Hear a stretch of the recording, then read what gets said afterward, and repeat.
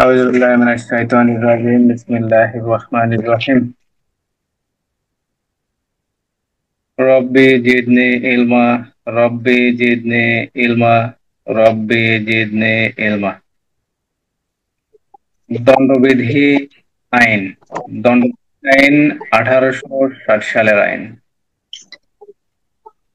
প্রথম অধ্যায় ধারা 1 থেকে 5 ধারা পর্যন্ত। এক ধারায় বলা আছে শিরোনাম ও কার্যকারিতার তারিখ, অর্থাৎ পরিচিতি আর কত তারিখ থেকে কার্যকর হবে, সমগ্র বাংলাদেশে কার্যকর হবে। দুই ধারায় বলা আছে বাংলাদেশের অভ্যন্তরে যদি কোনো অপরাধ হয় তাহলে সেই অপরাধের কি বিচার করা যাবে এবং শাস্তি প্রদান করা যাবে। তিন ধারায় বলা আছে যদি বাংলাদেশের বাহিরে কোনো অপরাধ সংঘটিত হয় কিন্তু আইন বলে সেই অপরাধের বিচার বাংলাদেশে করা যাবে, শাস্তিও প্রদান করা যাবে। ধারা 6 থেকে ধারা 52 ক পর্যন্ত দ্বিতীয় অধ্যায়। এখানে বিভিন্ন সংজ্ঞা সংক্রান্ত আলোচনা করা আছে। ধারা 12তে বলা আছে জনসাধারণ। ধারা 14 রাষ্ট্রের কর্মচারী। ধারা 17 সরকার। ধারা 19 বিচারক বা জজ। ধারা 20 বিচারালয়। ধারা 21 সরকারি কর্মচারী। ধারা 22 স্থাবর অস্থাবর সম্পত্তি। ধারা 23 অন্যায় লাভ অন্যায় ক্ষতি। ধারা 24 অসাধুভাবে। ধারা 25 প্রতারণামূলক ভাবে। ধারা 27 স্ত্রী কেরানি ভৃত্যের অধিকারভুক্ত সম্পত্তি।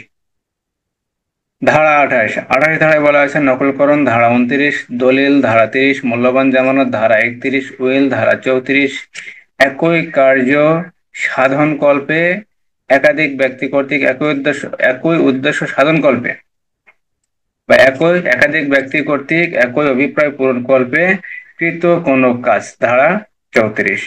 ধারা 39 স্বেচ্ছাকৃত ভাবে। ধারা 40 ক্ষতি ফৌজদারি কার্যবিধি আইন ধারা 40 অপরাধ। ধারা 40 অপরাধ ফৌজদারি কার্যবিধি আইনের ধারা 4 মূর্ধন্য। ধারা 41 বিশেষ আইন। ধারা 42 স্থানীয় আইন। ধারা 44 ক্ষতি। ধারা 44 ক্ষতি। ধারা 51 হলফ অথবা শপথ। হলফ অথবা শপথ। ধারা 51। আর হলফ পাঠ করা হয় কত ধারা থেকে? কত ধারা? 178 ধারা থেকে 181 ধারা পর্যন্ত। 178 ধারা থেকে 181 ধারা। 178 ধারায় বলা আছে হলফ পাঠ করতে যদি অস্বীকৃতি জানায়। 179-তে হলফ পাঠ করছে কিন্তু বিবৃতি দিতে যদি অস্বীকৃতি জানায়। 80 হলফ পাঠ করছে বিবৃতি দিছে কিন্তু স্বাক্ষর করতে যদি অস্বীকৃতি জানায় তাহলে অপরাধ 180। 181-তে বলা হয়েছে হলফ পাঠ করছে, স্বীকৃতি দিছে, স্বাক্ষর করছে, সবই ঠিকঠাক আছে কিন্তু যে স্বীকৃতি দিছে বা যে বিবৃতি দিছে সে বিবৃতি বা যে তথ্য দিছে হলফ পাঠ করার পর সে তথ্য যদি মিথ্যা হয় তাহলে অপরাধ ধারা 181। সেই হলফটার কথা বলা আছে। হলফের সংজ্ঞা ধারা 51 অথবা শপথের সংজ্ঞা ধারা 51। ধারা 52 সদ্বিশ্বাস। ধারা 52 ক আশ্রয় দান। ধারা 53 থেকে ধারা 75 পর্যন্ত তৃতীয় অধ্যায় দণ্ড সম্পর্কিত অধ্যায়। ধারা 53 দণ্ডের প্রকারভেদ। দণ্ড 6 প্রকার। 1 প্রকার বাতিল, 5 প্রকার কার্যকর। ধারা 54 সরকার কর্তৃক মৃত্যুদণ্ড হ্রাসকরণ। ধারা 55 সরকার কর্তৃক যাবজ্জীবন কারাদণ্ড হ্রাসকরণ। ধারা 55 ক রাষ্ট্রপতি মহোদয় কর্তৃক 54 ধারা এবং 55 ধারায় সরকারকে যে ক্ষমতা প্রদান করা হয়েছে সেই ক্ষমতা কি হবে? রাষ্ট্রপতি মহোদয় পালন সেই ক্ষমতা রাষ্ট্রপতি মহোদয় কি করতে পারবেন? প্রয়োগ করতে পারবেন। ধারা 55 ক। ধারা 71 কতিপয় অপরাধে গঠিত অপরাধের শাস্তি। কতিপয় অপরাধে গঠিত অপরাধের শাস্তি। ধারা 71 ফৌজদারি কার্যবিধি আইনের ধারা 35। ধারা 35। ধারা 75 ধারায় বলা আছে বর্ধিত দণ্ড। 12তম অধ্যায় এবং 17তম অধ্যায় যদি কোনো ব্যক্তি পুনঃ পুনঃ অপরাধ করে তাহলে সেই ব্যক্তিকে বা অপরাধীকে কি করা যাবে? বর্ধিত দণ্ড প্রদান করা যাবে। ধারা 75। ধারা 76 থেকে ধারা 106 পর্যন্ত চতুর্থ অধ্যায়। এখানে সাধারণ ব্যতিক্রম সংক্রান্ত আলোচনা। ধারা 76 আইন বলে বাধ্য বা ভুল ধারণাবশত সরকারি কর্মচারী নিজেকে আইন বলে বাধ্য মনে করে বা বিশ্বাস করে যদি কোনো কার্য সম্পাদন করে তার ফলে যদি কোনো অপরাধ হয় বা কোনো ক্ষতি সাধন হয় তাহলে তা কি হবে না? অপরাধ হিসেবে গণ্য হবে না। ধারা 76। আর ধারা 78-এ বলা হয়েছে যদি আদালতের রায় বা আদালতের আদেশ, আদালত বিচার শেষে সাক্ষ্য প্রমাণের ভিত্তিতে যে রায় প্রদান করেন বা যে আদেশ প্রদান করেন সে আদেশ কখনোই অপরাধ হতে পারে না, ধারা 78। ধারা 79, ধারা 76-এ সরকারি কর্মচারী, ধারা 79-তে বেসরকারি ব্যক্তি অর্থাৎ সাধারণ জনগণ নিজেকে বাধ্য মনে করে, আইন বলে বা আইন সমর্থিত বা ভুল ধারণা বশত নিজেকে বাধ্য মনে করে যদি কোনো কাজ করে তার ফলে যদি কোনো ক্ষতি হয় তাহলে তা কি হবে না, অপরাধ হবে না, ধারা 79। ধারা 80, 80 ধারায় বলা আছে আইনানুগ কার্য সম্পাদনকালে অর্থাৎ আপনি যে কাজ সম্পাদন করতে পারেন, যে কাজ সম্পাদন করার অধিকার আপনার আছে, সেই কাজ সম্পাদন কালে যদি কোনো ব্যক্তির ক্ষতি সাধন হয় তাহলে তা কি হবে না, আপনার অপরাধ হবে না। কিন্তু এখানে অপরাধের অভিপ্রায় বা উদ্দেশ্য থাকা চলবে না। অপরাধের অভিপ্রায় অথবা উদ্দেশ্য যদি থাকে তাহলে সেটা অবশ্যই অপরাধ হবে, কিন্তু অপরাধের অভিপ্রায় বা উদ্দেশ্য ব্যতীত যদি আপনি কোনো আইনানুগ কার্য সম্পাদন করেন, সেই আইনানুগ কার্য সম্পাদন কালে যদি কোনো ব্যক্তির ক্ষতি হয় তাহলে তা অপরাধ হবে না, ধারা 80।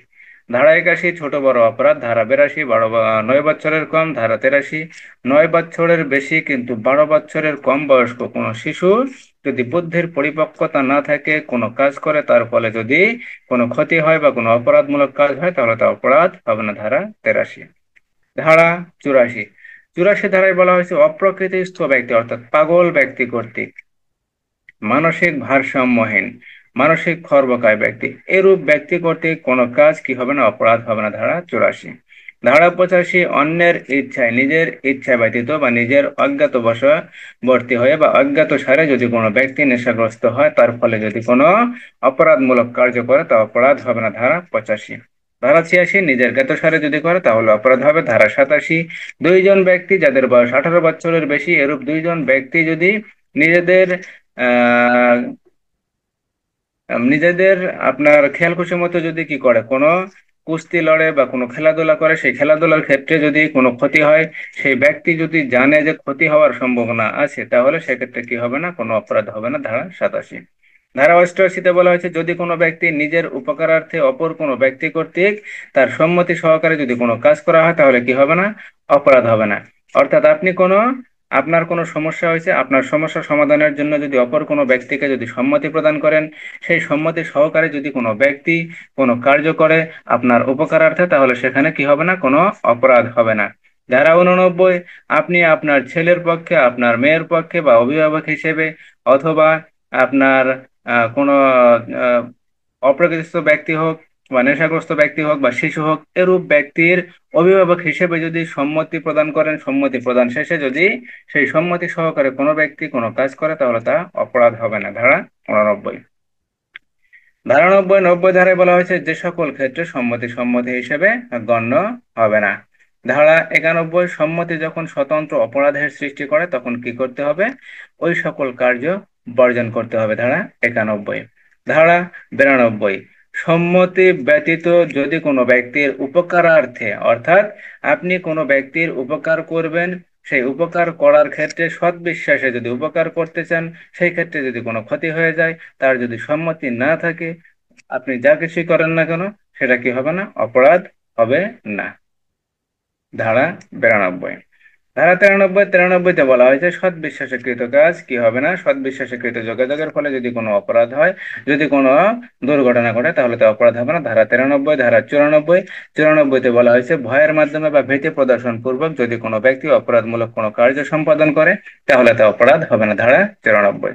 ধারা 95, সামান্য ক্ষতিকারক কাজ অপরাধ হবে না, ধারা 96। ধারা 97, শান্তি রক্ষার আহ আত্মরক্ষার ব্যক্তিগত অধিকার।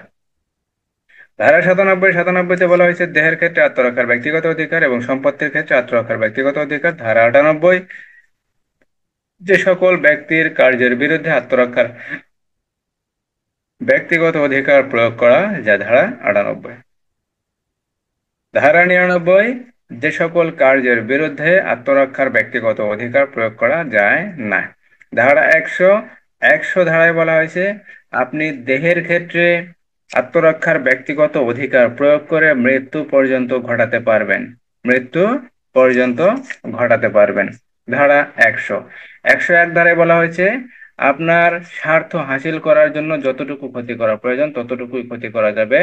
আপনার মৃত্যু ব্যতীত যদি অন্য কোনো ক্ষতি সাধন করে আপনার স্বার্থ হাসিল করতে পারেন সেক্ষেত্রে মৃত্যু ঘটানো যাবে না। ধারা 101, ধারা 102 আরম্ভ এবং স্থিতিকাল, ধারা 103 সম্পত্তির ক্ষেত্রে আপনি কি করতে পারেন, আত্মরক্ষার ব্যক্তিগত অধিকার প্রয়োগ করে কোনো ব্যক্তির মৃত্যু পর্যন্ত ঘটাতে পারেন। ধারা 103।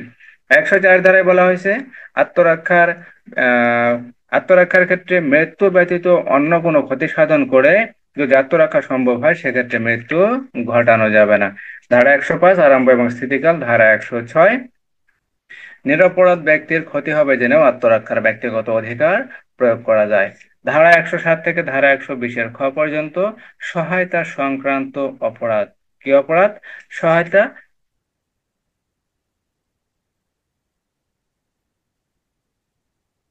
সহায়তা সংক্রান্ত অপরাধ।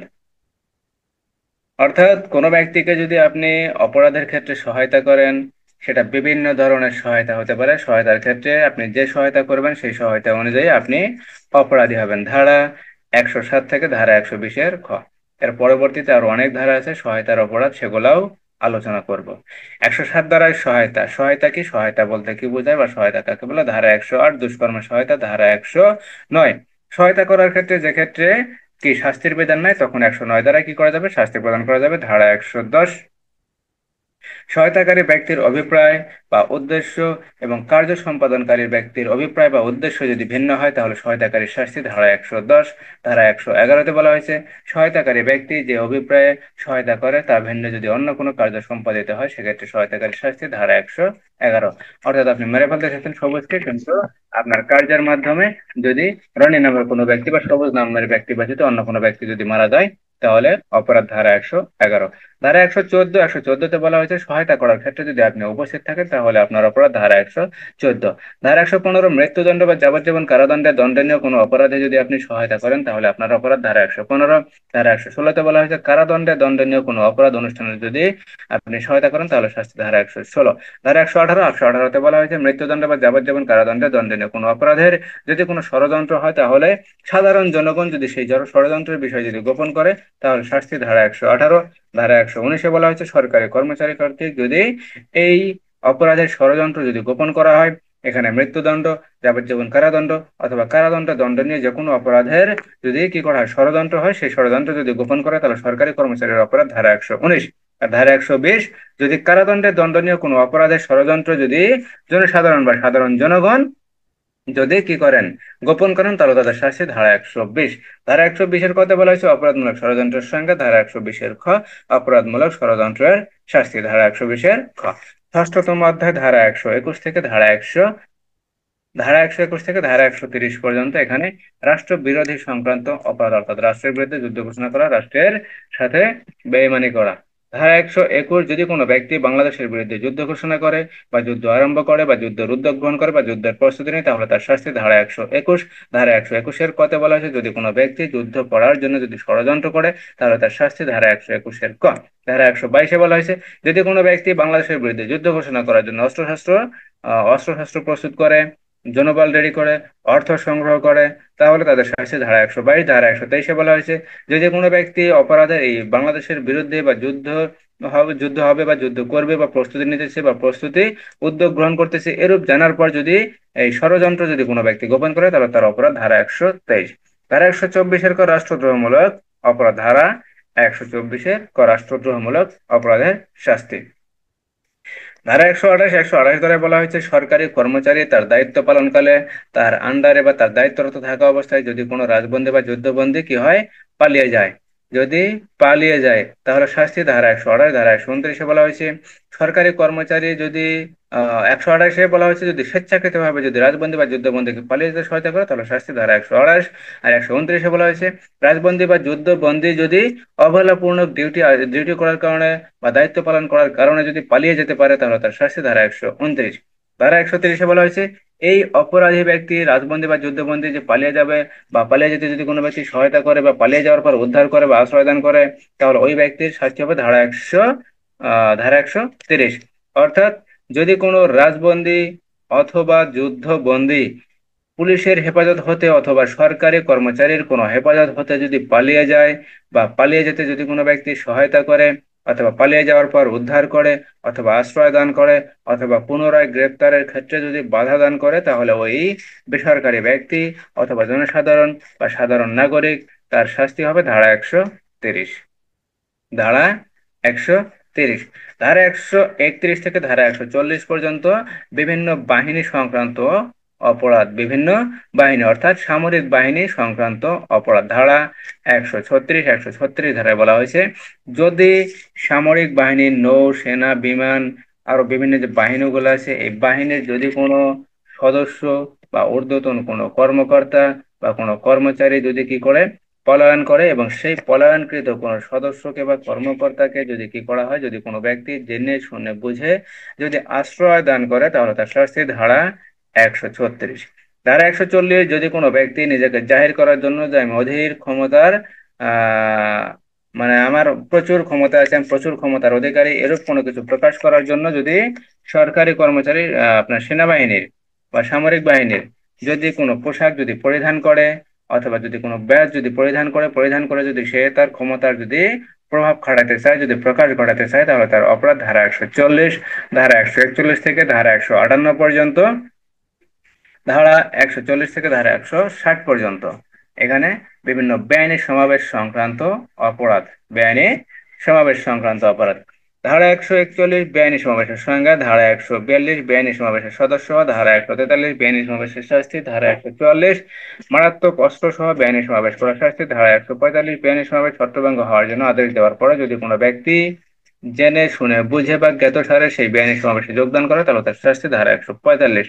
ধারা 146 দাঙ্গার শাস্তি শাস্তি 47। ধারা 148 মারাত্মক অস্ত্র সহ দাঙ্গার শাস্তি, ধারা 150।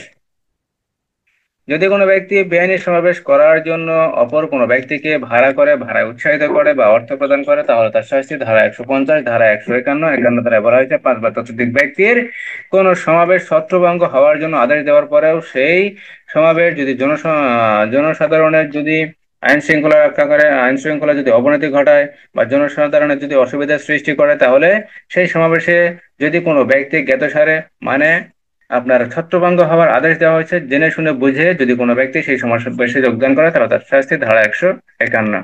ধারা 152 বেআইনি সমাবেশে বা দাঙ্গা হাঙ্গামা দমনকালে সরকারি কর্মচারীকে যদি বাধা দেয়, ভয়ভীতি প্রদর্শন করে বা আক্রমণ করে, তাহলে তাদের শাস্তি ধারা 152। ধারা 154 যে জমিতে বা ভূমিতে বেআইনি সমাবেশ অনুষ্ঠিত হবে, সেই ভূমির মালিক, স্বত্বাধিকারী বা অধিকারী ব্যক্তি বা দাবিদার ব্যক্তি অথবা দখলকারী ব্যক্তি যদি সরকারি কর্মচারীকে সেই বেআইনি সমাবেশ সংক্রান্ত যদি না জানায়, তাহলে অপরাধ ধারা 154। আর দাঙ্গার অপরাধ যদি অনুষ্ঠান হয়, সেক্ষেত্রে যদি না জানায়, তাহলে অপরাধ ধারা 155। ধারা 157 যে ব্যক্তি বেআইনি সমাবেশে ভাড়াটিয়া সদস্যদেরকে কি করে আশ্রয় দান করে, তাহলে তার শাস্তি ধারা 157। আর যে সকল ব্যক্তি বেআইনি সমাবেশে যোগদানের জন্য ভাড়াটিয়া হিসেবে নিয়োজিত হয়, তারা তার শাস্তি ধারা 158। ধারা 159 মারামারি, ধারা 160 মারামারির শাস্তি, ধারা 161 থেকে ধারা 171 পর্যন্ত সরকারি কর্মচারী কর্তৃক বিভিন্ন ধরনের অপরাধ, অর্থাৎ সরকারি কর্মচারী কর্তৃক ঘুষ গ্রহণ আরো বিভিন্ন ধরনের যে অপরাধ আছে, সেই অপরাধ সম্পর্কিত আলোচনা ধারা 161 থেকে ধারা 171 ধারা 161 বলা হয়েছে, সরকারি কর্মচারী যদি কি করে অর্থ যদি গ্রহণ করে, পারিশ্রমিক ব্যতীত অর্থ গ্রহণ করলে, তাহলে সেটা ঘুষ হবে এবং সে ঘুষের শাস্তি ধারা 161। ধারা 162 কোন দালালের মাধ্যমে যদি কোনো কার্য সম্পাদন করে, তাহলে শাস্তি ধারা 162। আর দালালের শাস্তি ধারা 162। আর এখানে সরকারি কর্মচারী যে তাকে সাহায্য করবে, দালালকে সাহায্য করবে, তার শাস্তি হবে ধারা 164, অর্থাৎ সহায়তা করার জন্য সরকারি কর্মচারীর শাস্তি ধারা 164। ধারা 163 বলা হয়েছে, বিভিন্ন প্রভাবশালী ব্যক্তি, বিভিন্ন নেতা খেতা ফেতা যারা আছে, তাদেরকে যদি তারা যদি কোনো কিছু সরকারি কর্মচারীর মাধ্যমে যদি কোনো অবৈধভাবে কোনো কিছু যদি আদায় করে বা কোনো কাজ যদি হাসিল করে নেয়, তাহলে তাদের অপরাধ ধারা 163। আর সরকারি কর্মচারী যদি সেই কাজ করে যদি দেয়, কাজ করে যদি সহায়তা করে, তাহলে তার শাস্তি ধারা 164। ধারা 165 ধারায় বলা হয়েছে, সরকারি কর্মচারী যদি অর্থ না নিয়ে অন্য কোনো মূল্যবান জামানত বা মূল্যবান সম্পত্তি যদি গ্রহণ করে, তাহলে তার শাস্তি ধারা 165। ধারা 165 কতে বলা হয়েছে, যে ব্যক্তি 161 ধারা থেকে 165 ধারা পর্যন্ত ঘুষ প্রদান করবে। অর্থাৎ রহিম করিম যদুর মধ্যে যেই ব্যক্তি ঘুষ দেবেন, সরকারি কর্মচারী হোক, দালাল হোক, বা প্রভাবশালী ব্যক্তি হোক বা নেতা খাতা হোক, যাকেই ঘুষ প্রদান করবেন সেই ব্যক্তির শাস্তি ধারা 165। সেই ঘুষ প্রদানের ফলে আপনার ওই কাজটা হোক, যে কাজটা করার জন্য ঘুষ দেওয়া হয়েছে সেই কাজটা হোক অথবা না হোক, উভয় ক্ষেত্রেই, অর্থাৎ কাজটা হলেও ঘুষ প্রদানকারী ব্যক্তি অপরাধী, আর কাজটা যদি সম্পন্ন না হয় সেক্ষেত্রেও ঘুষ প্রদানকারী ব্যক্তি অপরাধী। ধারা 165-এর ক। ধারা 166, সরকারি কর্মচারী যদি আইনের নির্দেশ অমান্য করে তাহলে তার শাস্তি ধারা 166। 167 ধারায় বলা হয়েছে যদি ভুল দলিল যদি লিপিবদ্ধ করে, প্রস্তুত করে, প্রণয়ন করে বা অনুবাদ করে তাহলে শাস্তি ধারা 167। ধারা 168-তে বলা হয়েছে সরকারি কর্মচারী সরকারি কর্মচারী নিজ কর্মে থাকা অবস্থায় বা নিয়োজিত থাকা অবস্থায় বা বর্তমানে বলবৎ থাকা অবস্থায় কি করতে পারবে না, অন্য কোনো কাজে বা ব্যবসায় নিজেকে নিয়োজিত করতে পারবে না। ধারা 168। 169-এ বলা হয়েছে সরকারি কর্মচারী কোনো নিলামে অংশগ্রহণ করতে পারবে না, অন্য কোথাও কি জমি ক্রয় করতে পারবে না, বা এই জাতীয় কোনো কিছু সে করতে পারবে না। ধারা 170-এ বলা হয়েছে সরকারি কর্মচারীর ছদ্মবেশ কোনো ব্যক্তি ধারণ করতে পারবে না। ধারা 170। ধারা 171-এ বলা হয়েছে সরকারি কর্মচারীর পোশাক পরিচ্ছদ বা প্রতীক বা ব্যাজ কোনো ব্যক্তি ধারণ করতে পারবে না। ধারা 171। ধারা 172। 172 ধারা থেকে 190 ধারা পর্যন্ত সমন জারি সংক্রান্ত অথবা সরকারি কর্মচারীগণের বিভিন্ন আইনানুগ নির্দেশ অমান্য করার ক্ষেত্রে সাধারণ জনগণ কর্তৃক অপরাধ। ধারা 172। ধারা 172-এ বলা হয়েছে যে ব্যক্তি সমন জারি করার ক্ষেত্রে 172 কি বলেছে, সমন জারিকরণ এড়ানোর জন্য যদি কোনো ব্যক্তি নিজেকে আত্মগোপন করে রাখে বা নিজেকে পালিয়ে রাখে বা পলাতক হিসেবে রাখে তাহলে তার শাস্তি ধারা 172। 173-এ বলা হয়েছে সমন জারি করার ক্ষেত্রে যদি বাধা দান করে তাহলে শাস্তি ধারা 172। 173। 174-এ বলা হয়েছে সমন জারি করা হয়েছে, সমন সঠিক সময়ে পৌঁছাইছে, সবকিছু ঠিকঠাক আছে, কিন্তু সমন অনুযায়ী হাজির হয়নি তাহলে শাস্তি ধারা 174। ধারা 174। 175 ধারায় বলা হয়েছে সমন দেওয়া হয়েছে কোনো দলিল, পার্সেল, বস্তু বা কোনো মামলা সংশ্লিষ্ট কোনো তথ্য হাজির করার জন্য কিন্তু হাজির করে নাই তাহলে অপরাধ। ধারা 175। ধারা 176-এ বলা হয়েছে কোনো অপরাধ সম্পর্কে জানে বোঝে এই সম্পর্কে কি খবর দেওয়ার কথা ছিল, যদি খবর না দেয় তাহলে শাস্তি ধারা 176। আর খবরটা যদি দেয় কিন্তু খবরটা যদি মিথ্যা হয় তাহলে শাস্তি ধারা 177। ধারা 178 আগেই বলছিলাম যে হলফ বা শপথ গ্রহণ করতে যদি অস্বীকার করে তাহলে শাস্তি ধারা 178। 159-তে হলফ গ্রহণ করছে, শপথ গ্রহণ করছে, শপথ গ্রহণ করার পর যদি বিবৃতি দিতে অস্বীকৃতি জানায় তাহলে শাস্তি ধারা 179। 180 বিবৃতি দিচ্ছে সবকিছু ঠিকঠাক আছে, এখন স্বাক্ষর করতে যদি অস্বীকৃতি জানায় তাহলে শাস্তি ধারা 180। 181-তে বলা হয়েছে বিবৃতি সঠিক, সবকিছু ঠিকঠাক আছে কিন্তু বিবৃতি যদি মিথ্যা হয় তাহলে শাস্তি ধারা 181। ধারা 182-তে বলা হয়েছে সরকারি কর্মচারীর ক্ষমতা প্রয়োগের মাধ্যমে যদি কোনো ব্যক্তি অপর কোনো ব্যক্তি বা জনসাধারণের যদি ক্ষতি করতে চায় অথবা অনিষ্ট করতে চায় অথবা বিরক্তি করতে চায় তাহলে তার শাস্তি ধারা 182। ধারা 186, সরকারি কর্মচারীকে সরকারি কার্য সম্পাদনে যদি কোনো ব্যক্তি বাধা দান করে তাহলে তার শাস্তি ধারা 186। 187-তে বলা হয়েছে সরকারি কর্মচারীকে সাহায্য করতে বাধ্য কিন্তু যথেষ্ট কারণ থাকা না থাকা সত্ত্বেও যদি কোনো ব্যক্তি সাহায্য না করে তাহলে তার শাস্তি ধারা 187। 188 ধারায় বলা হয়েছে সরকারি কর্মচারী কর্তৃক যথাযথ রূপে কোনো জারিকৃত আদেশ অমান্য করার শাস্তি ধারা 188। ধারা 191 থেকে ধারা 229 পর্যন্ত মিথ্যা সাক্ষ্যদান ও গণবিচার সংক্রান্ত অপরাধ। ধারা 191। 191-তে বলা হয়েছে মিথ্যা সাক্ষ্যদানের সংজ্ঞা। ধারা 192 মিথ্যা সাক্ষ্য উদ্ভাবন করা বা মিথ্যা সাক্ষ্য উদ্ভাবন। ধারা 193 মিথ্যা সাক্ষ্যদানের শাস্তি। ধারা 194 আপনি মিথ্যা সাক্ষ্যদান দিলেন, সেই মিথ্যা সাক্ষ্যদানের ফলে যদি কোনো ব্যক্তি কি হয় মৃত্যুদণ্ড হয় তাহলে তার শাস্তি ধারা 194। ধারা 195-তে বলা হয়েছে আপনি মিথ্যা কোনো সাক্ষী দিলেন, সেই সাক্ষী দেওয়ার কারণে যদি কোনো ব্যক্তি যাবজ্জীবন কারাদণ্ড অথবা কারাদণ্ডে দণ্ডনীয় কোনো অপরাধে যদি দণ্ডিত হয় তাহলে তার শাস্তি ধারা 195। ধারা 196-তে বলা হয়েছে মিথ্যা সাক্ষ্য জানার পরে যদি কোনো ব্যক্তি সেই মিথ্যা সাক্ষ্য যদি সত্য সাক্ষ্য হিসাবে যদি কি করে চালিয়ে যায় তাহলে তার শাস্তি ধারা 196। ধারা 200-তে বলা ধারা 201। ধারা 196 পরে ধারা 201। 201-এ বলা হয়েছে অপরাধীকে গোপন করার জন্য অপরাধের সাক্ষ্য যদি অদৃশ্য করা হয় বা অপরাধীকে যদি গোপন করার চেষ্টা করা হয় বা মিথ্যা তথ্য যদি সরবরাহ করা হয় তাহলে তার শাস্তি ধারা 201।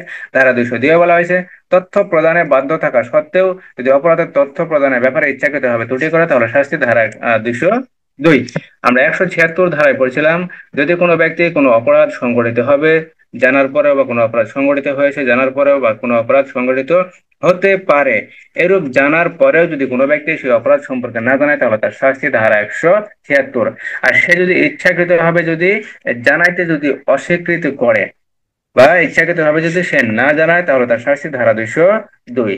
ধারা 203 বলা হয়েছে যদি কোনো ব্যক্তি কোনো অপরাধ অনুষ্ঠিত হয়েছে জেনে শুনে বুঝে কোনো ব্যক্তি অপরাধ অনুষ্ঠিত অপরাধ সম্পর্কে যদি মিথ্যা সাক্ষ্য যদি প্রদান করেন মিথ্যা তথ্য যদি প্রদান করেন তাহলে তার শাস্তি ধারা 203। ধারা 204, 204 বলা হয়েছে যদি অপরাধ সংক্রান্ত কোনো দলিল যদি নষ্ট করার চেষ্টা করা হয় বা কোনো দলিল যদি মিছে ফেলার চেষ্টা করা হয় বা কোনো দলিল যদি পুড়ে ফেলার চেষ্টা করা হয় বা দলিল এমন ভাবে নষ্ট করা হয় যেন তা পাঠ করা না যায়, অর্থাৎ পাঠের যদি অযোগ্য হয় তাহলে তার শাস্তি ধারা 204।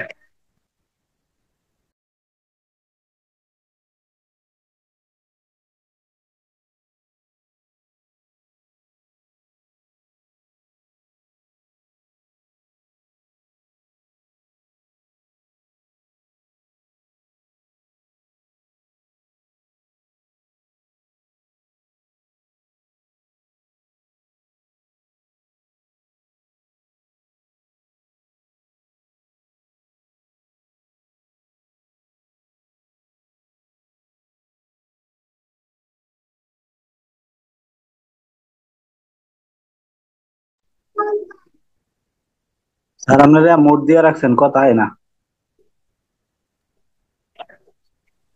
ধারা 212,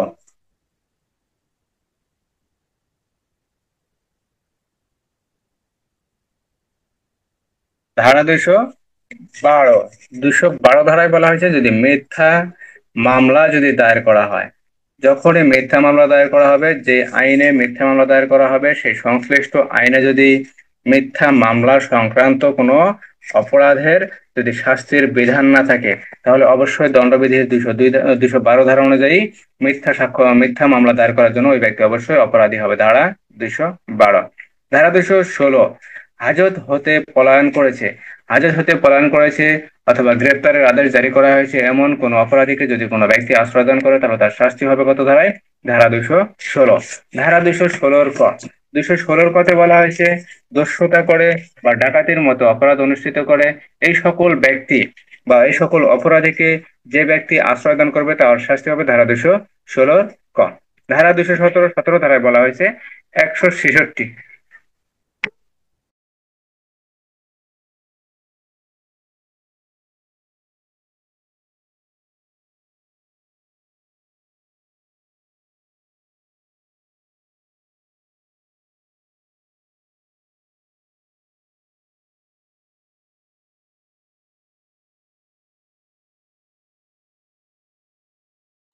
217, 17 ধারায় বলা হয়েছে কোনো ব্যক্তিকে শাস্তি হতে বাঁচানোর উদ্দেশ্যে অথবা কোনো সম্পত্তি ক্ষতির হাত থেকে বাঁচানোর উদ্দেশ্যে যদি কোনো ব্যক্তি যদি আইনের নির্দেশ অমান্য করে তাহলে তার শাস্তি ধারা 217। আর ওইদিকে 166 ধারা কোনো ব্যক্তির ক্ষতি করার জন্য। 218 ধারায় বলা হয়েছে একই কথা, কোনো ব্যক্তিকে ক্ষতির হাত থেকে বাঁচানোর জন্য অথবা কোনো সম্পত্তি ক্ষতির হাত থেকে বাঁচানোর জন্য যদি সরকারি কর্মচারী কর্তৃক কোনো দলিল নষ্ট করা হয় তাহলে তার শাস্তি ধারা 218। ধারা 200, ধারা 220, 220 ধারায় বলা হয়েছে সরকারি কর্মচারী যদি বিদ্বেষপূর্ণ আচরণের কারণে অথবা ঘুষ নিয়ে যদি কোনো ব্যক্তিকে যদি গ্রেপ্তার করেন, অর্থাৎ যাকে গ্রেপ্তার করার কোনো আইনানুগ অধিকার নাই বা কোনো অধিকার নাই সেই ব্যক্তিকে যদি গ্রেপ্তার করা হয় তাহলে তার শাস্তি ধারা 220। ধারা 221, 21 বলা হয়েছে গ্রেপ্তার করতে বাধ্য কিন্তু সেই ব্যক্তিকে যদি গ্রেপ্তার না করে বা গ্রেপ্তারে যদি ত্রুটি করে তাহলে তার শাস্তি ধারা 221। ধারা 222 বলা হয়েছে আদালত কর্তৃক গ্রেপ্তারের আদেশ দেওয়া হয়েছে বা আদালত কর্তৃক দণ্ডের আদেশ দেওয়া হয়েছে বা গ্রেপ্তার করার জন্য কি হয়েছে আদেশ দেওয়া হয়েছে সেই ব্যক্তিকে যদি গ্রেপ্তার না করে তাহলে তার শাস্তি ধারা 222। ধারা 223 বলা হয়েছে যদি কোনো ব্যক্তি বা যদি কোনো অপরাধী বা যদি কোনো আসামি যদি পুলিশ হেফাজত হতে বা সরকারি হেফাজত হতে যদি পলায়ন করে তাহলে তার শাস্তি ধারা 223 সরকারি কর্মচারীর অপরাধ। ধারা 220 থেকে ধারা 223 পর্যন্ত। ধারা 224 যে ব্যক্তি পলায়ন করবে সেই ব্যক্তির অপরাধ ধারা 224। ধারা 225 বলা হয়েছে ওই ব্যক্তিকে গ্রেপ্তারের ক্ষেত্রে যদি কোনো ব্যক্তি অপর কোনো ব্যক্তি, প্রতিবেশী, আত্মীয় স্বজন যেই বাধা প্রদান করবে, তাহলে তাদের শাস্তি ধারা 225। ধারা 268, 14তম অধ্যায়, ধারা 268 থেকে ধারা 294 পর্যন্ত, জনস্বাস্থ্য, নিরাপত্তা, সুবিধা অসুবিধা সংক্রান্ত অপরাধ, ধারা 268 থেকে ধারা 294 পর্যন্ত। ধারা 268 গণ উপদ্রবের সংজ্ঞা, ধারা 268। ধারা 269, 69 বলা হয়েছে অবহেলা জনিত কাজের দ্বারা যদি আপনি গণ উপদ্রবের যদি সৃষ্টি করেন বা জীবন বিপন্নকারী কোনো রোগের যদি আপনি সংক্রমণ বিস্তার করেন, তাহলে তার অপরাধ, ধারা 279, ধারা 269। ধারা 270 বিদ্বেষপূর্ণ কাজের মাধ্যমে আপনি ইচ্ছাকৃতভাবে যদি আপনি সংক্রামক কোন রোগের, জীবন বিপন্ন হতে পারে এমন কোন সংক্রামক রোগের যদি আপনি বিস্তার করেন, তাহলে আপনার অপরাধ, ধারা 270। ধারা 271, 271 বলা হয়েছে সংগরোধ নিয়ম সংক্রান্ত যদি আপনি সংগরোধ সংক্রান্ত যে নিয়ম আছে সেই নিয়ম বা আইন যদি আপনি অমান্য করেন, তাহলে আপনার অপরাধ, ধারা 271। ধারা 272, 272 বলা হয়েছে ধারা 279, 71 পর ধারা 279। 79তে বলা হয়েছে রাজপথে গাড়ি চলাচলের মাধ্যমে যদি কোনো ব্যক্তি ভয়ভীতি প্রদর্শন করেন বা যদি কোনো ব্যক্তি ক্ষতির চেষ্টা করেন বা যদি কোনো ব্যক্তি যদি ভয় পায়, তাহলে অপরাধ, 279। ধারা 290, 90 বলা হয়েছে গণ উপদ্রব এর শাস্তি, 290। ধারা 268 গণ উপদ্রবের সংজ্ঞা, ধারা 290 আপনার গণ উপদ্রবের শাস্তি। ধারা 291, 91 বলা হয়েছে গণ উপদ্রব বন্ধ করার জন্য নির্দেশ দানের পরে যদি গণ উপদ্রব অব্যাহত রাখা হয় বা পুনরায় গণ উপদ্রব চালু করা হয়, তাহলে তার শাস্তি, ধারা 291। ধারা 292 অশ্লীল পুস্তক বিক্রয়ের শাস্তি, অর্থাৎ যদি কোনো ব্যক্তি অশ্লীল পুস্তক যদি তৈরি করে, প্রস্তুত করে, বিক্রি করে, সংরক্ষণ করে, প্রক্রিয়াজাতকরণ করে, সরবরাহ করে, নিজের হেফাজতে রাখে, স্থানান্তর করে, তাহলে তার অপরাধ, ধারা 291। ধারা 292, 292 বলা হয়েছে, ধারা 292 অশ্লীল পুস্তক বৃষ্টি, ধারা 291 তো গণপূর্ব অব্যাহত রাখা বা পুনরায় চালু করার শাস্তি। ধারা 293, 93তে বলা হয়েছে অল্প বয়স্ক ব্যক্তির নিকট যদি অশ্লীল পুস্তক বিক্রি করা হয়, সরবরাহ করা হয়, প্রদর্শন করা হয়, হস্তান্তর করা হয়, তাহলে তার শাস্তি, ধারা 293। ধারা 294 অশ্লীল কার্য সম্পাদন করে বা অশ্লীল সঙ্গীত পরিবেশন করে যারা করবে, তাদের অপরাধ, ধারা 294। ধারা 295 থেকে ধারা 298 পর্যন্ত ধর্ম সংক্রান্ত অপরাধ, ধারা 295 থেকে ধারা 298 পর্যন্ত। ধারা 295 বলা হয়েছে ধর্ম উপাসনালয়, ধর্মীয় উপাসনালয়ের যদি কোনো ব্যক্তি ক্ষতি সাধন করে বা ক্ষতি সাধন করার যদি চেষ্টা করে বা অপবিত্র করে বা অপবিত্র করার চেষ্টা করে, তাহলে তার শাস্তি, ধারা 295। ধারা 295 কতে বলা হয়েছে যদি কোনো ব্যক্তি ধর্মকে অবমাননা করার জন্য ধর্মীয় অনুভূতিতে যদি আঘাত হানে, ইচ্ছাকৃতভাবে যদি আঘাত করে, তাহলে তার শাস্তি, ধারা 295 ক। ধারা 296 ধর্মীয় সমাবেশে গোলমাল করা, ধারা 297 গোরস্থান কবরস্থান সংক্রান্ত অপরাধ, ধারা 298 ইচ্ছাকৃতভাবে ধর্মীয় অনুভূতিতে আঘাত করার জন্য যদি কিছু বলে বা কোনো কিছু যদি উচ্চারণ করে, তাহলে শাস্তি, ধারা 298। ধারা 299, ধারা 299 বলেছে অপরাধজনক নরহত্যা, ধারা 300 খুন, 301 যে ব্যক্তিকে খুন করার কথা সেই ব্যক্তি ভিন্ন অন্য কোনো ব্যক্তি খুন হলে তার শাস্তি 301। 302 খুনের শাস্তি। 303 বলা হয়েছে যাবজ্জীবন কারাদণ্ড প্রাপ্ত হয়ে বা কারাদণ্ডে দণ্ডনীয় হয়ে যদি আবার পুনরায় কোনো ব্যক্তিকে খুন করা হয়, তাহলে শাস্তি, ধারা 303। ধারা 304 অপরাধজনক নরহত্যার শাস্তি, অর্থাৎ 299 ধারা যে অপরাধ সেই অপরাধের শাস্তি, ধারা 304। 304 কতে বলা হয়েছে অবহেলাপূর্ণ আচরণের ফলে যদি কোনো ব্যক্তির মৃত্যু ঘটে, তাহলে তার শাস্তি, ধারা 304 ক। 304 খতে বলা হয়েছে গাড়ি চালানোর মাধ্যমে বা অশ্ব চালানোর মাধ্যমে বা বেপরোয়া গতিতে অথবা নিয়ন্ত্রণহীনভাবে যা বিপজ্জনক ভাবে যদি গাড়ি চালানোর মাধ্যমে কোনো ব্যক্তিকে মেরে ফেলা হয়, তাহলে তার শাস্তি, ধারা 304 ক। ধারা 304 খ। ধারা 305 কোনো শিশুকে বা অপরিচিত ব্যক্তিকে বা কোনো পাগলকে বা কোনো নেশাগ্রস্ত ব্যক্তিকে যদি আত্মহত্যার সহায়তা করা হয়, তাহলে শাস্তি, ধারা 305। 306 অন্যান্য ব্যক্তিকে আত্মহত্যার সহায়তা। 307 খুনের চেষ্টা। 308 অপরাধজনক হত্যার চেষ্টা। 309 আপনি আত্মহত্যার চেষ্টা করছেন কিন্তু আত্মহত্যা করতে পারেন নাই, আপনার শাস্তি, 309। 310 ঠগ। 311 ঠগের শাস্তি। 300 আহ 312, 312 থেকে 318 ধারা পর্যন্ত এখানে গর্ভপাত সংক্রান্ত বিভিন্ন ধরনের অপরাধ। 312 নারীর সম্মতি সহকারে যদি গর্ভপাত ঘটানো হয়, তাহলে সেক্ষেত্রে শাস্তি 312। সেক্ষেত্রে যদি ভ্রূণ হয়, তাহলে এক ধরনের শাস্তি হবে। আর যদি বাচ্চার বিচলন যদি বোঝা যায়, অর্থাৎ বাচ্চা যে নারীর গর্ভে আছে এর যদি বোঝা যায়, তাহলে শাস্তি আরেক ধরনের হবে, কিন্তু অপরাধটা 312 ধারাতেই হবে। শাস্তির পরিমাণ একটু বেশি হবে। যদি ভ্রূণের ক্ষেত্রে হয় 2 বছর, তাহলে মনে করেন যে আপনার বাচ্চার যদি বিচলন যদি অনুভব করা যায় বা বাচ্চা গর্ভে আছে যদি বোঝা যায় তাহলে অপরাধের সেক্ষেত্রে মনে হয় সম্ভবত শাস্তি হবে 7 বছর। ধারা 313, নারীর ইচ্ছা ব্যতীত যদি গর্ভপাত ঘটানো হয় সেক্ষেত্রে শাস্তি 313। 314তে বলা হয়েছে নারীর সম্মতি থাকুক অথবা সম্মতি না থাকুক, সেক্ষেত্রে নারীর গর্ভপাত ঘটানোর ক্ষেত্রে যদি নারীর মৃত্যু ঘটে তাহলে অপরাধ 314। 315, যদি বাচ্চা প্রসবের ক্ষেত্রে বা বাচ্চা জন্মদানের ক্ষেত্রে বা বাচ্চা ভূমিষ্ঠ হওয়ার ক্ষেত্রে যদি বাধা দেওয়া হয় বা এমন কোনো কিছু করা হয় বাচ্চার জন্মের পূর্বে মারা যায় বা বাচ্চার জন্মের পর পর মারা যায় তাহলে অপরাধ 315। 317তে পরিত্যাগ করা। 318তে মৃত বাচ্চার গোপন ব্যবস্থার মাধ্যমে যদি বাচ্চার জন্ম যদি গোপন করার চেষ্টা করা হয় তাহলে অপরাধ, ধারা 318। 319 বলা হয়েছে আঘাত অর্থাৎ সাধারণ আঘাত। 320 গুরুতর আঘাত। 321 স্বেচ্ছাকৃতভাবে সাধারণ আঘাত দানের সংজ্ঞা। 322 স্বেচ্ছাকৃতভাবে গুরুতর আঘাত দানের সংজ্ঞা, অর্থাৎ যেটাই আঘাত সেই আঘাতটা যদি কোনো ব্যক্তি স্বেচ্ছাকৃতভাবে করে তাহলে সাধারণ আঘাত হবে 321 আর গুরুতর আঘাত হবে 322। 323-এ বলা হয়েছে স্বেচ্ছাকৃতভাবে আঘাত দানের শাস্তি। 324-এ বলা হয়েছে স্বেচ্ছাকৃতভাবে মারাত্মক অস্ত্র সহকারে সাধারণ আঘাত দানের শাস্তি। 325-এ বলা হয়েছে স্বেচ্ছাকৃতভাবে গুরুতর আঘাত দানের শাস্তি। 326-এ বলা হয়েছে মারাত্মক অস্ত্র সহকারে স্বেচ্ছাকৃতভাবে গুরুতর আঘাত দানের শাস্তি।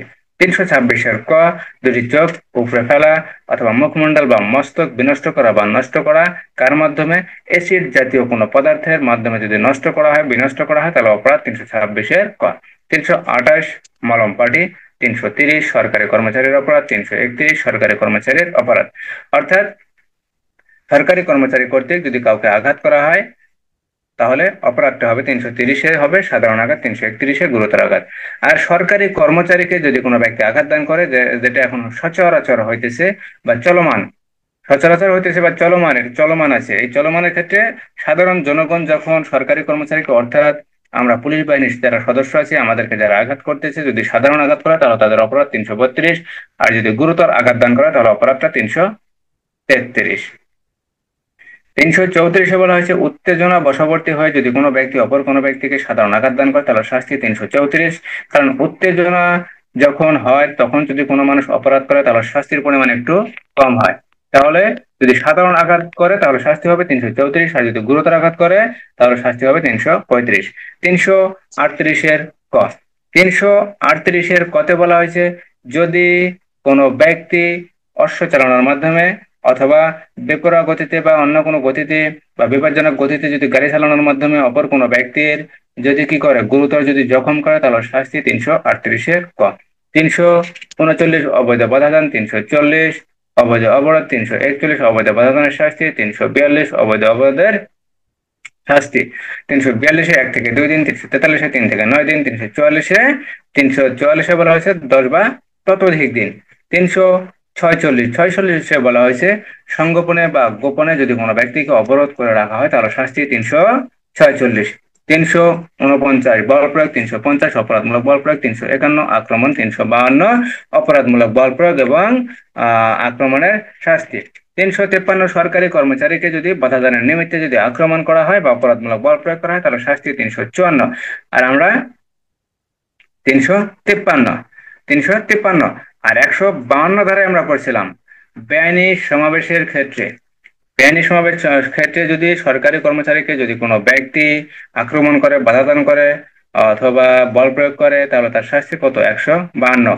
সেটা হলো বেআইনি সমাবেশের ক্ষেত্রে। আর এখানে 353 ধারায় বলা হয়েছে সরকারি কর্মচারীকে বাধা দানের নিমিত্তে, প্রায় সেম কথাই বলা হয়েছে। 353 সরকারি কর্মচারীকে বাধা দানের ক্ষেত্রে নিমিত্তে যদি আক্রমণ করে অথবা অপরাধমূলক যদি বল প্রয়োগ করে তাহলে শাস্তি 353। অর্থাৎ যখনই অপরাধমূলক বল প্রয়োগটা হবে তখনই মনে রাখবেন 353 ধারায় চলে যাবে। বেআইনি সমাবেশের ক্ষেত্রে 52 ধারা। বেআইনি সমাবেশ অথবা দাঙ্গা হাঙ্গামা ছত্রভঙ্গের ক্ষেত্রে যদি সরকারি কর্মচারীকে কোনো ব্যক্তি বাধা দান করে বা আক্রমণ করে তাহলে শাস্তি হবে 152। আর যদি অপরাধমূলক বল প্রয়োগের ক্ষেত্রে অথবা আহ আক্রমণ এই সংক্রান্ত কোনো অপরাধ যদি অপরাধের ক্ষেত্রে যদি সরকারি কর্মচারীকে যদি বাধা দান করা হয়, সরকারি কর্মচারীকে যদি বাধা দান করে বা আক্রমণ করে বা অপরাধমূলক বল প্রয়োগ করে, তাহলে শাস্তি হবে ধারা 353। 354 ধারায় বলা হয়েছে, কোন নারীর শালীনতা নষ্ট করার জন্য বা কোন নারীর সম্ভ্রম নষ্ট করার জন্য বা উদ্দেশ্যে যদি আক্রমণ করা হয় বা অপরাধমূলক বল প্রয়োগ করা হয়, তাহলে শাস্তি হবে ধারা 354। ধারা 354। ধারা 356, কোন ব্যক্তির বাহিত সম্পত্তি হাতিয়ে নেওয়ার জন্য বা চুরি করার জন্য যদি কি করা হয়, আক্রমণ করা হয় বা অপরাধমূলক বল প্রয়োগ করা হয়, তাহলে শাস্তি ধারা 356। ধারা 359 মনুষ্যহরণ, ধারা 360 বাংলাদেশ হতে মনুষ্যহরণ, ধারা 361 অভিভাবকের নিকট হতে মনুষ্যহরণ, ধারা 362 অপহরণ, ধারা 363 মনুষ্যহরণের শাস্তি, ধারা 364 খুন করার উদ্দেশ্যে যদি মনুষ্যহরণ করা হয়, তাহলে শাস্তি 364। 364 কতে বলা হয়েছে, 10 বছরের কম বয়স্ক কোনো শিশুকে যদি কোনো 10 বছরের কম বয়স্ক কোনো ব্যক্তিকে যদি অপহরণ করা হয় বা হরণ করা হয়, তাহলে শাস্তি ধারা 364 ক। ধারা 369, 69 বলা হয়েছে, দেহবরণ চুরি করার জন্য যদি কোনো শিশুকে যদি 10 বছরের কম বয়স্ক কোনো শিশুকে যদি কি করা হয়, অপহরণ করা হয় বা হরণ করা হয়, তাহলে শাস্তি ধারা 369। ধারা 372 বেশ্যাবৃত্তির উদ্দেশ্যে যদি অপ্রাপ্ত বয়স্কদের বিক্রয় করা হয় বা কোনো স্থানে হস্তান্তর করা হয়, কোনো স্থানে প্রেরণ করা হয়, কোনো স্থানে সংরক্ষণ করা হয় বা কোনো স্থানে বিক্রয় করা হয়, তাহলে শাস্তি ধারা 372। ধারা 375 ধর্ষণ, ধারা 376 ধর্ষণের শাস্তি, ধারা 377 অস্বাভাবিক অপরাধ সমূহ, ধারা 378 চুরি, ধারা 379, ধারা 379 চুরির শাস্তি, ধারা 380 বাল বিবাহ হতে, ধারা 381 কেরানি বা চাকর কর্তৃক, ধারা 382। অর্থাৎ প্রস্তুতি সহকারে, মারাত্মক অস্ত্র সহকারে যদি প্রস্তুতি নিয়ে চুরি করা হয়, তাহলে শাস্তি ধারা 382। ধারা 383 বলপূর্বক গ্রহণ, ধারা 384 বলপূর্বক গ্রহণের শাস্তি, ধারা 384। ধারা 385 বলপূর্বক কিছু আদায়ের উদ্দেশ্যে বা গ্রহণ করার উদ্দেশ্যে যদি কোনো ব্যক্তিকে ক্ষতির ভয় দেখানো হয়, বলপূর্বক এখানে গ্রহণ করা হয় না, সেক্ষেত্রে শাস্তি 385। 386 ধারায় বলা হয়েছে, মৃত্যু বা গুরুতর জখমের ভয় দেখে যদি কোনো ব্যক্তির নিকট থেকে কোনো কিছু বলপূর্বক গ্রহণ করা হয়, তাহলে শাস্তি 386। 387 বলা হয়েছে, যদি বলপূর্বক গ্রহণ করার উদ্দেশ্যে কোনো ব্যক্তিকে মৃত্যুর ভয় দেখানো হয় বা গুরুতর জখমের যদি ভয় দেখানো হয়, তাহলে শাস্তি 387। 388 বলা হয়েছে, এমন কোন অপরাধে অভিযুক্ত করা যেতে পারে যে অপরাধে শাস্তি হতে পারে মৃত্যুদণ্ড বা যাবজ্জীবন কারাদণ্ড, এরূপ কোন অপরাধে অভিযুক্ত করার ভয় দেখে যদি কোনো ব্যক্তির কোনো সম্পত্তি যদি গ্রহণ করা হয় বা বলপূর্বক গ্রহণ করা হয়, তাহলে শাস্তি 388। 391 বলপূর্বক গ্রহণ করার উদ্দেশ্যে, বলপূর্বক এখানে গ্রহণ হয় নাই, অর্থাৎ 85, 87, 89 এই তিনটা ধারায় বলপূর্বক গ্রহণ হয় নাই। এখানে গ্রহণ করার উদ্দেশ্যে শুধু ভয়ভীতি দেখানো হয়েছে, ভয়ভীতি দেখানোর শাস্তি 385, 87, 89। 390, 90তে বলা হয়েছে দস্যুতা। 391 ডাকাতি। 392 দস্যুতার শাস্তি। 393 দস্যুতার উদ্যোগ গ্রহণ করা হয়, তার শাস্তি 394।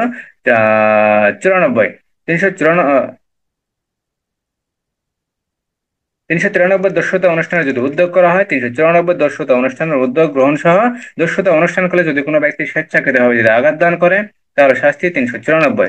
395 ডাকাতির শাস্তি। 396 খুন সহ ডাকাতি। 397 397তে বলা হয়েছে, যদি মারাত্মক জখম বা মৃত্যু বা এই সকল আঘাত সংগঠনের উদ্যোগ সহকারে যদি দস্যুতা বা ডাকাতির মতো অপরাধ অনুষ্ঠান করা হয়, তাহলে শাস্তি 397।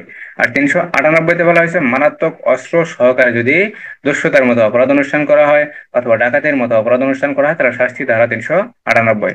ধারা 399 ডাকাতির মতো অপরাধ অনুষ্ঠান করার জন্য যদি উদ্যোগ গ্রহণ করা হয়, তাহলে শাস্তি ধারা 399। ধারা 400 ডাকাতির ডাকাতির সদস্য হওয়া, ধারা 401 চোরের সদস্য হওয়া বা দস্যুতার সদস্য হওয়া। ধারা 402, 402 বলা হয়েছে, ডাকাতির মতো অপরাধ অনুষ্ঠান করার জন্য সমবেত হওয়া বা একত্রিত হওয়া। ধারা 403 আত্মসাৎ। কি আত্মসাৎ? অসাধুভাবে সম্পত্তি আত্মসাৎ। ধারা 404 মৃত ব্যক্তির সম্পত্তি অসাধুভাবে আত্মসাৎ করণ, এটা খুবই গুরুত্বপূর্ণ। মৃত ব্যক্তির সম্পত্তি অসাধুভাবে আত্মসাৎ করণ। ধারা 405 অপরাধমূলক বিশ্বাসভঙ্গ। ধারা 406 অপরাধমূলক বিশ্বাসভঙ্গের শাস্তি। ধারা 407 বাহক, ঘাটোয়াল বা গুদাম রক্ষক কর্তৃক অপরাধ। ধারা 408 কেরানি বা চাকর কর্তৃক অপরাধ। ধারা 409 ব্যাংকার, বণিক, সরকারি কর্মচারী সরকারি কর্মচারী, বিভিন্ন প্রতিনিধি, এই সকল ব্যক্তি কর্তৃক অপরাধ ধারা 410, চোরাই মাল ধারা 411, চোরাই মাল গ্রহণ ধারা 412, ডাকাতির মালামাল গ্রহণ ধারা 413, চোরাই মাল ক্রয় শাস্তি ধারা 414, চোরাই মাল হস্তান্তর, চোরাই মাল গোপনকরণ, চোরাই মাল নষ্টকরণের যদি কোনো ব্যক্তি সহায়তা করে, সেই সহায়তা করার শাস্তি ধারা 415, ধারা 416, ধারা 414 সহায়তা করার শাস্তি, ধারা 415 প্রতারণার সংজ্ঞা, ধারা 416 অপরের রূপ ধারণ পূর্বক প্রতারণার সংজ্ঞা, ধারা 417 প্রতারণার শাস্তি, ধারা 419 অপরের রূপ ধারণ পূর্বক প্রতারণার শাস্তি, ধারা 420 মূল্যবান কোনো বিষয়, মূল্যবান কোনো বস্তু, মূল্যবান কোনো জিনিস বা অর্থ বা এই জাতীয় কোনো কিছু গ্রহণ করার পর যদি দ্বিতীয় গড়িমসি করে, এই গড়িমসি সংক্রান্ত অপরাধ ধারা 420, ধারা 420, ধারা 425 অনিষ্ট, ধারা 426 অনিষ্ট শাস্তি, ধারা 427 বলা হয়েছে 50 টাকা বা ততোধিক টাকার যদি কোনো ব্যক্তি ক্ষতি করে তাহলে তার শাস্তি, ধারা 427, ধারা 428 বলা হয়েছে যদি কোনো ব্যক্তি 10 টাকা মূল্যের যদি ক্ষতি করে অথবা 10 টাকা মূল্যের কোনো প্রাণী যদি হত্যা করে বা কোনো প্রাণী যদি বিকলাঙ্গ করে তাহলে তার শাস্তি, ধারা 428, ধারা 429 বলা হয়েছে 50 টাকা সমমূল্যের কোনো জন্তু বা কোনো প্রাণীর যদি কেউ ক্ষতি করে বা অনিষ্ট করে বা বিকলাঙ্গ করে তাহলে তার শাস্তি, ধারা 429, ধারা 434, 34 না 35, এমন ভাই, ধারা 434 না 35? 100 টাকার যদি কোনো ব্যক্তি ক্ষতি করে বা 100 টাকা থেকে ততোধিক কোনো ব্যক্তি যদি ক্ষতি করে অথবা 10 টাকা সমমূল্যের কোনো কৃষি ফসলের ক্ষতি করার জন্য যদি অগ্নিকাণ্ড ঘটায় বা বিস্ফোরক পদার্থের মাধ্যমে যদি অগ্নিকাণ্ড ঘটায় তাহলে শাস্তি কত, ধারা 434 না 435? 400, 173, 435। 35 টাকা অথবা 10 টাকা সমমূল্যের কোনো ফসলের হুম। যদি কেউ ক্ষতি করে সেটা বিস্ফোরক পদার্থের মাধ্যমে অথবা অগ্নিকাণ্ডের মাধ্যমে তাহলে শাস্তি 435। ধারা 440, ধারা 441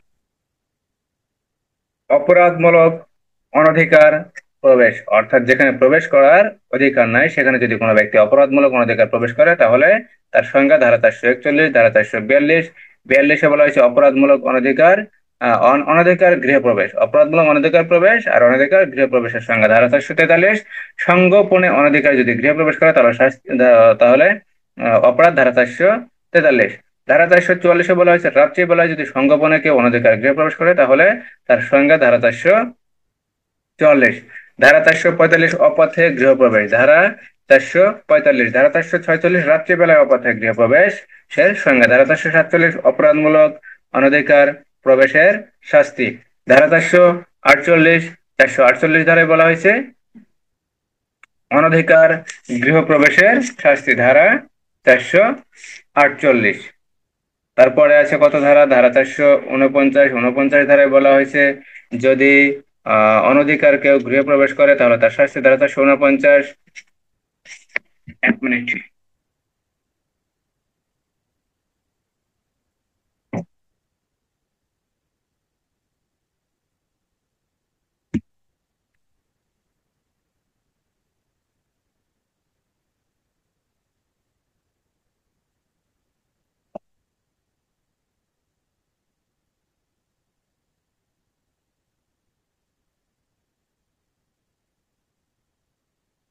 ধারা 448 অনধিকার গৃহপ্রবেশের শাস্তি, ধারা 449 মৃত্যুদণ্ডের দণ্ডনীয় কোনো অপরাধ অনুষ্ঠান করার জন্য যদি কোনো ব্যক্তি অনধিকার গৃহপ্রবেশ করে তাহলে তার শাস্তি, ধারা 449, ধারা 450 বলা হয়েছে যাবজ্জীবন কারাদণ্ডের দণ্ডনীয় কোনো অপরাধ অনুষ্ঠানের উদ্দেশ্যে যদি কোনো ব্যক্তি অনধিকার গৃহপ্রবেশ করে তাহলে তার শাস্তি, ধারা 450, ধারা 451 কারাদণ্ডের দণ্ডনীয় কোনো অপরাধ অনুষ্ঠান করার ক্ষেত্রে অথবা চুরি করার উদ্দেশ্যে যদি কোনো ব্যক্তি অনধিকার গৃহপ্রবেশ করে তাহলে তার শাস্তি, ধারা 451, ধারা 453 সংগোপনে অনধিকার গৃহপ্রবেশ অর্থাৎ 443 ধারা অথবা অপথে গৃহপ্রবেশের শাস্তি 445 ধারা, 443 এবং 445 ধারার শাস্তি, ধারা 453 কত, ধারা 453, ধারা 456, 56 ধারায় বলা হয়েছে রাত্রিবেলায় সংগোপনে অনধিকার গৃহপ্রবেশ অথবা রাত্রিবেলায় অপথে গৃহপ্রবেশের শাস্তি, ধারা 456। ধারা 461। ধারা 461। 61তে বলা হয়েছে, সম্পত্তি ধারণ করে এরূপ কোন বদ্ধ পাত্র যদি আপনি উন্মুক্ত করেন, অর্থাৎ খুলে ফেলেন অথবা ভেঙে ফেলেন, অসাধুভাবে যদি কোনো কিছু গ্রহণ করার উদ্দেশ্যে বা কোনো কিছু লাভবান হওয়ার উদ্দেশ্যে যদি কি করেন, আপনি সেই বদ্ধ পাত্র যদি ভেঙে ফেলেন, তাহলে আপনার শাস্তি ধারা 461। আর ওই পাত্রের দায়িত্বরত ব্যক্তি হয়ে বা পাত্রের দেখাশোনার দায়িত্ব হয়ে, বা পাত্র যদি কোনো ব্যক্তি আপনার কাছে দেখাশোনার জন্য দায়িত্ব যদি দেয়, আপনি দায়িত্ব প্রাপ্ত হয়ে যদি সেই পাত্র যদি ভেঙে ফেলেন অথবা উন্মুক্ত করে ফেলেন, তাহলে আপনার শাস্তি ধারা 462। ধারা 463 জালিয়াতি। ধারা 464 জাল দলিল বা মিথ্যা দলিল প্রস্তুতকরণ বা মিথ্যা কিছু প্রস্তুতকরণ। ধারা 465 জালিয়াতির শাস্তি। ধারা 465 জালিয়াতির শাস্তি আমাদের 1 ধারা থেকে ধারা 465 পর্যন্তই হয়েছিল নাকি? জি স্যার। এরপর হয় নাই না?